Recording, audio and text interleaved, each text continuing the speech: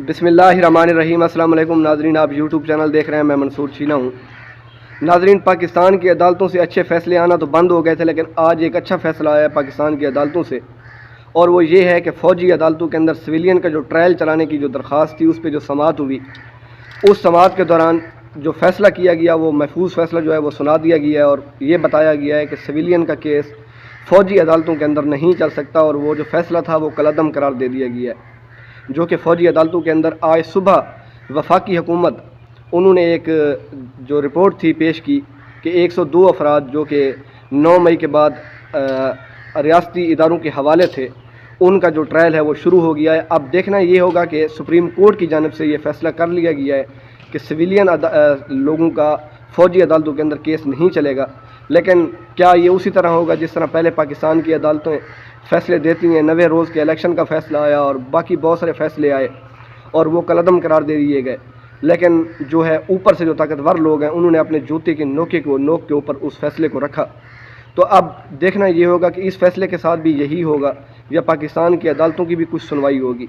पहले ये था कि आवाम की सुनवाई होगी अदालतों के अंदर या नहीं, लेकिन अब फ़ैसला ये होता है कि पाकिस्तान की अदालतों की सुनवाई भी होगी कहीं पे या नहीं, क्योंकि पाकिस्तान की अदालतों का जिस तरह से मजाक बनाया गया, और ख़ुद मादरत के साथ कुछ जस्टिस साहिबान हैं वो ख़ुद इसके अंदर शामिल हैं अपने इदारे का मजाक बनाने में, क्योंकि उनको पता है हमारी चलनी नहीं है, तो उन्होंने अपने इदारे का मजाक बनवाया। और इस तरह मजाक बनवाया है कि एक शख्स जो 50 रुपये के स्टाम्प पेपर पे जिसने कहा कि मेरी 10 प्लेटलेट्स रह गई और मुझे लंदन जाना है इलाज के लिए, वो लंदन गया, 4 साल वापस नहीं आया, लेकिन जब वापस आया तो रियासती रेड कारपेट उसको दिया गया, और वो शख्स डील करके और मुकम्मल ताकतवर लोगों से यकीन दहानी होने के बाद पाकिस्तान में बड़ा जमान हुआ। तो लाहौर के CCPO एक मुजरिम को सैल्यूट करते हुए हमने देखा कि लाहौर का CCPO उसको सैल्यूट कर रहा है। पाकिस्तान के सरकारी इदारों के लोग उसके सामने भेड़ और बकरियों की तरह सर झुका के खड़े हुए थे। ये पाकिस्तान के साथ एक घिनौना मजाक किया गया। दूसरी तरफ एक वो शख्स जिसने इस पाकिस्तान के लिए अपना तन मन धन कुर्बान किया, वो इस टाइम अडियाला जेल के एक छोटे से सेल के अंदर कैद है, और उसको सज़ा दी जा रही है कि आपने पाकिस्तान में इतने अच्छे काम क्यों किए, आपने पाकिस्तान के साथ वफ़ादारी क्यों की, आपने दुनिया के आगे सर क्यों नहीं झुकाया, आपने मगरबी ममालिक के आगे सर क्यों नहीं झुकाया। आज मैं इमरान खान के जुर्म की जो दास्तान है वो मैं आपके सामने रखना चाहता हूँ कि इमरान खान को जिन जुर्मों की वजह से सज़ाएँ दी जा रही हैं वो जुर्म ज़रा मैं आपके गोश गुजार करना चाहूँगा। और अगर आपने अभी तक वीडियो को लाइक नहीं किया तो प्लीज़ वीडियो को लाइक करें, चैनल को सब्सक्राइब करें। आपका बहुत बहुत शुक्रिया। शुरू करते हैं जनाब कि इमरान खान साहब ने इस मुल्क के अंदर 1992 का वर्ल्ड कप जीत के लाया इस कौम के लिए, ये उसका जुर्म नंबर 1 है। उसके बाद उसने जुर्म नंबर 2 किया कि पाकिस्तान में एशिया के सबसे बड़ा कैंसर हॉस्पिटल बनाया। इस मुल्क की माएँ बहनें जो कि इलाज की वजह से मर जाती थी, जो कि अपनी ज़िंदगी नहीं जी पाती थी, जो कि अपने ख्वाब पूरे नहीं कर सकती थी, उस शख्स ने इस पाकिस्तान से अतियात मांग के उसको भीख मंगा कहा गया, उसको बहुत सारे इल्ज़ामात दिए गए, लेकिन उसके बावजूद उस शख्स ने अपनी कौम के लिए चंदा इकट्ठा करके शौकत खानम जैसा बेहतरीन हॉस्पिटल बनाया। ये उस शख्स का दूसरा जुर्म है। उस शख्स का तीसरा जुर्म है कि इस पाकिस्तान के अंदर 3 सियासी जमातें, और जिनमें 2 ऐसी सियासी जमातें थी कि जो बारियों पे लगी हुई थी, एक जाती थी दूसरे की बारी, दूसरा जाता था पहले की बारी, और एक तीसरी जमात थी मौलाना फजल रहमान की जो कि सबके साथ अटैच था, जिसकी भी हुकूमत होती मौलाना साहब उसके अंदर होते। ये उस शख्स का तीसरा सबसे बड़ा जुर्म था कि उसने इन 3 जमातों को एक आईना दिखाया और पाकिस्तानी अवाम में शऊर पैदा किया कि ये वो जमातें हैं जो ख़ुद करप्शन करती हैं, एक दूसरे को बुरा भला कहती हैं, और जब इनके ऊपर मुश्किल वक्त आता है तो ये सब इकट्ठे हो जाते हैं। इनका कोई बयानिया नहीं है, इनका कोई मैन्युफैक्चर नहीं है। ये लोग पाकिस्तान को लूटने के लिए आए और यही इनका मनो मकसद है, और यही इनकी पॉलिसी और यही इनका बयानिया है। ये इमरान खान का तीसरा सबसे बड़ा जुर्म है। चौथा उसका ये जुर्म है कि उसने आज तक कोई भी पाकिस्तान का वज़ीर आज़म अमेरिका की ग़ुलामी के अलावा नहीं रहा, लेकिन वो वह शख्स था कि उसने पाकिस्तान के अंदर बैठ के अमेरिका के एक एंकर को इंटरव्यू देते हुए कहा, जब उसने पूछा कि आप पाकिस्तान को जो पाकिस्तान के अड्डे हैं फ़िज़ाई अड्डे, क्या वो आप अमेरिका को देंगे? तो उस शख्स ने कहा कि एब्सोल्युटली नॉट, मैं नहीं दूंगा। ये उस शख्स का जो है चौथा सबसे बड़ा जुर्म, और जिस जुर्म की वजह से वो अंदर पड़ा हुआ है। वो शख्स अपनी कौम के लिए सस्ता आटा और चीनी लेने के लिए रूस के दौरे पे गया, और अमेरिका इस दौरे से नाराज़ हुआ। इमरान खान ने उस दौरे को कभी भी उस दौरे पे शर्मिंदगी का इजहार नहीं किया, बल्कि अपनी खारजा पॉलिसी का एक کامیابی کہی اس کو کہ ہمارے ملک کی خارجہ پالیسی ہے کہ ہم جہاں جائیں ہماری مرضی ہے، اس شخص کا سب سے زیادہ اور بڑا جرم جو کہ اس کی حکومت جانے کا باعث بنا وہ یہ دورہ روس تھا۔ جب وہ دورہ روس پہ گیا اور اپنے ملک کے لیے سستا آٹا اور سستی چینی لینے کے لیے گیا تھا، سستی گیس لینے کے لیے گیا تھا، اس شخص کا چھٹا سب سے بڑا جرم یہ ہے کہ اس شخص نے اس قوم کو بتایا کہ نہ میں کسی کے سامنے سر جھکاؤں گا اور نہ آپ نے کسی کے سامنے سر جھکانا ہے سوائے اللہ اور اس کے رسول کے۔ اس شخص کا چھٹا سب سے بڑا جرم یہ ہے کہ اس شخص نے اس قوم میں اندر بیداری پیدا کی، اس شخص نے اس قوم کو شعور دیا۔ 70 سال سے جن لوگوں نے اس ملک کو قبضہ کیا ہوا تھا وہ لوگ 22 گریڈ کے آفیسر تھے، لیکن انہوں نے اس ملک کے وزیر اعظم سے زیادہ پاور اور اپرچونٹی حاصل کر رکھی تھی، اس سے زیادہ فیسلٹیاں لی ہوئی تھی۔ اس شخص نے ان لوگوں کا اصلی چہرہ جو اپنی قوم کے سامنے لایا، یہ اس شخص کا چھٹا اور سب سے بڑا جرم تھا۔ اس شخص کا جرم یہ تھا کہ اس نے اپنے دور حکومت کے اندر پہلی مرتبہ لوگوں کو صحت کارڈ 10-10 لاکھ فی گھرانے کو دیے۔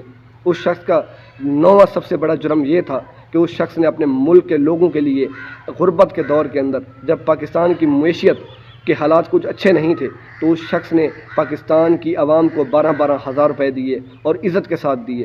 اس شخص نے نوجوانوں کو کاروبار کرنے کے لیے بلا سود قرضے دیے۔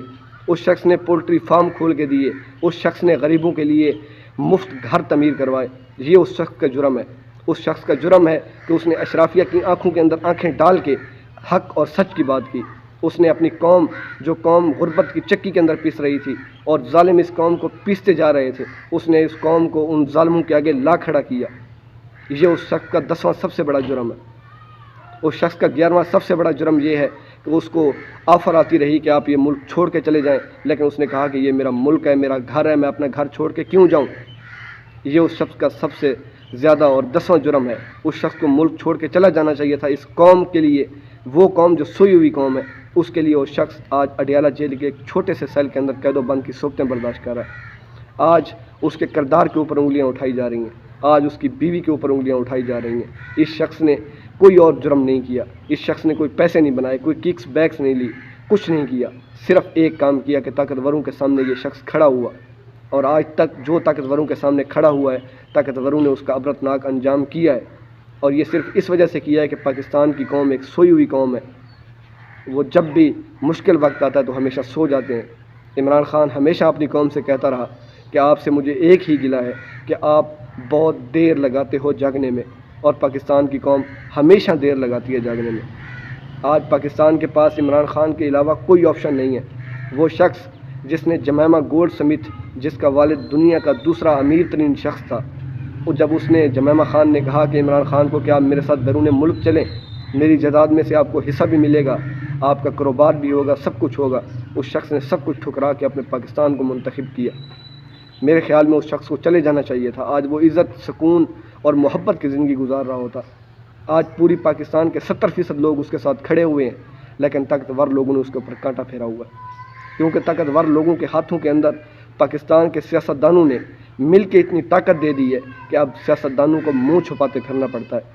نواز شریف جیسا بھگوڑا جس کو آتے ہوئے فوراً اندر آنا چاہیے تھا، جیل سے وہ گیا تھا اور جیل واپس آنا چاہیے تھا، اس کو ریاست کے کسی وزیر اعظم کی طرح، نامزد وزیر اعظم کی طرح پروٹوکول دیا گیا۔ میں اپنی طرف سے کچھ گزارشات کرنا چاہتا ہوں پاکستان کی عدالتوں سے اور پاکستان کے طاقتور لوگوں سے کہ جب آپ نے نواز شریف کو فیصلہ کر لیا ہے کہ سلیکٹڈ وزیر اعظم بنانا ہے تو پھر اس قوم کے پیسے کیوں ضائع کروا رہے ہیں الیکشن کے اوپر؟ آپ بالکل الیکشن نہ کروائیں، نواز شریف کو اٹھائیں، بٹھائیں اس کو سردار اعلیٰ کو ان کے منصب کے اوپر۔ پاکستانی قوم کے پیسوں کا بیڑا کیوں غرق کرنا ہے؟ یہ غریب قوم ہے۔ جب نواز شریف واپس آئے 2 بلین انہوں نے یہاں خرچ کیے میڈیا کو اشتہارات دینے کے لیے، اس بکاؤ میڈیا کو، اور یہ میڈیا اگر کربلا کے ٹائم میں ہوتا تو یقین مانیے کہ یہ میڈیا یزید کے ساتھ کھڑا ہوتا، کبھی بھی یہ میڈیا پاکستان کا میڈیا امام حسین کے ساتھ نہ کھڑا ہوتا۔ یہ وہ ظالم اور فرعونیت کا میڈیا ہے کہ جس نے 2 بلین کے لیے ایک بھگوڑے مجرم کو، اشتہاری مجرم کو، جس کا بیان چلنا بھی غیر قانونی ہے ٹی وی کے اوپر، جس کو کوریج ملنا بھی غیر قانونی ہے، اس شخص کو پورا دن ٹی وی کے اوپر دکھاتے رہے۔ دوسری طرف پاکستان تحریک انصاف کا ورکر کنونشن تھا لاہور کے اندر، جس طرح پولیس نے دھاوا بولا، کارکنان کو پکڑا، میڈیا پہ بالکل بلیک آؤٹ تھا۔ یہ کس قسم کی سیاست ہے؟ یہ کس قسم کا لیول پلینگ فیلڈ ہے؟ خدا کا واسطہ مانے قوم کے پیسے ضائع نہ کریں۔ نواز شریف کا فیصلہ آپ نے کر لیا ہے کہ آپ لوگوں نے ان کو بٹھانا ہے، آپ لوگ ان کو بٹھائیں۔ پاکستان کا ویسے ہی بٹھا غرق ہے اور بٹھا بیٹھا ہوا ہے، مزید بٹھائیں، لیکن پاکستانی قوم کے پیسے مزید ضائع نہ کریں۔ آپ نے جب فیصلہ کر لیا ہے، جب پرچیاں پہلے سے بن گئی ہیں، آپ کے پاس اس قوم کے لیے جو فلسطین میں ہمارے مسلمان بھائی جو اسرائیلی فلسطینی ریاست کے ظلم کا شکار ہو رہے ہیں، ان کو دینے کے لیے آپ کے پاس پانی کی ایک بوتل نہیں ہے، لیکن 2 بلین آپ نے میڈیا کو دیے، بکاؤ میڈیا کو، نواز شریف کی کوریج کرنے کے لیے۔ خدا کا واسطہ میں نے ہاتھ جوڑ کے کہتا ہوں کہ اس پاکستانی قوم کے پیسے ضائع مت کریں۔ جب آپ نے فیصلہ کر لیا ہے کہ آپ نے نواز شریف کو وزیر اعظم بنانا ہے، تو پھر ووٹ کس بات کے؟ پھر الیکشن پہ اتنے اربوں خربوں کا خرچہ کس لیے؟ آپ آرام سے چپ کر کے بٹھائیں اور وہی پیسے جو آپ نے الیکشن پہ خرچ کرنے ہیں وہی اکانومی پہ خرچ کر دینا۔ پاکستان کا بچہ جانتا ہے کہ ان سب کام جو آج کل پاکستان کے اندر ہو رہے ہیں، جو عدالتوں کے فیصلے نہیں مانے جا رہے، ملک کی 70% آبادی ایک لیڈر کے پیچھے کھڑی ہوئی اور وہ لیڈر اڈیالہ جیل کی ایک سلاخوں کے پیچھے ایک چھوٹے سے سیل کے اندر قید ہے۔ پوری قوم جانتی ہے کہ یہ سب کچھ کون کر رہا ہے، لیکن یہ غریب قوم ہے، اس کے اندر اتنی جرأت، اتنی طاقت نہیں ہے۔ میں اپنے سمیت بات کر رہا ہوں کہ ہمارے اندر اتنی طاقت نہیں ہے کہ ہم کھل کے نام لیں۔ ہم صرف طاقتور لوگ کہہ کے مخاطب کرتے ہیں، اور ہمیں یہ بھی پتہ ہے کہ اس جو ہم بولتے ہیں ہمیں اس کی بھی سزا ملے گی، لیکن ہم اپنے آباء و اجداد کا لاج رکھتے ہیں، ورنہ سارے یہاں پہ پلتے ہیں، کون حق کی بات کرتا ہے۔ ویڈیو اچھی لگی ہو تو پلیز ویڈیو کو لائک کریں، چینل کو سبسکرائب کریں۔ آپ کا بہت بہت شکریہ۔ ملاقات ہوتی ہے اگلی ولاگ میں، تب تک دیجیے اجازت۔ اللہ حافظ۔ پاکستان زندہ باد۔